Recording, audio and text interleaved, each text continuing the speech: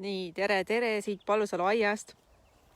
Täna teeme siis väikse video, kuidas jagada siis kevadel kukeharja, kaunist kukeharja või siis verevat kukeharja. Ja miks me seda praegu teeme? Sellepärast, et just praegu on selleks väga-väga hea aeg. Aprillikuus on siis püsikute jagamine. Selleks on siis väga hea aeg ka kõrreliste jagamiseks, et kui sul on midagi peenas, mida sa tahad siis kas sõpradega jagada või siis endal laiemaks istutada kuskil mingeid istutusalasid, siis praegu on selleks hea aeg. Ja ma näitan, kus meil need kukeharjad siin on. Kukeharjad on siin praegu purustatud puulehe multsi all. Et siin praegu paistavad sellised noored võrsed juba ja praegu saab seda siis väga hästi jagada. Ja kui sa näed, siis siin kõrval on ka üks teine roheline taim, mis hakkab juba õitsema. See on siis siin lõhnav kannike. Näed.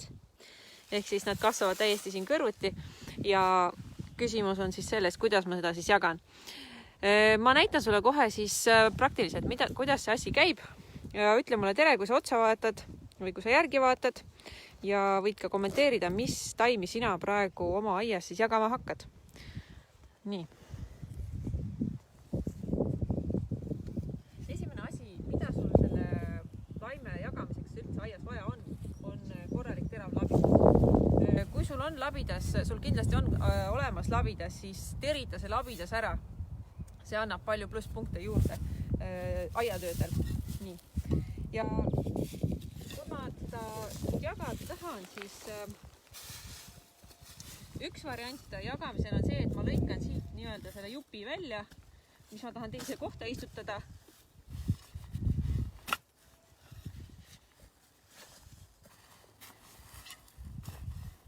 Nii, selle võtan välja. Ja siit võib natukene seda mulda ära võtta, sest et seda mulda sa ei pea teise kohta viima. Muidu jääb sul siia selle koha peal auk. Ja selle kukeharjal siin väga suuri juuri all ei ole, ehk siis selle sama tüki sa saad siis kuhugi teise kohta istutada või siis saad seda tükki natukene veel pooleks teha. Sest et kukehari tegelikult võtab väga hästi siit igast jupist endale juured alla, et selline väike jupp võib ka täitsa olla. Siin on nüüd üks juurejupp juba küljes, aga kui ma siit võtan ühe veel väiksema jupi, nii natuke murdsin siit. Sa võid noaga seda või kääridega aidata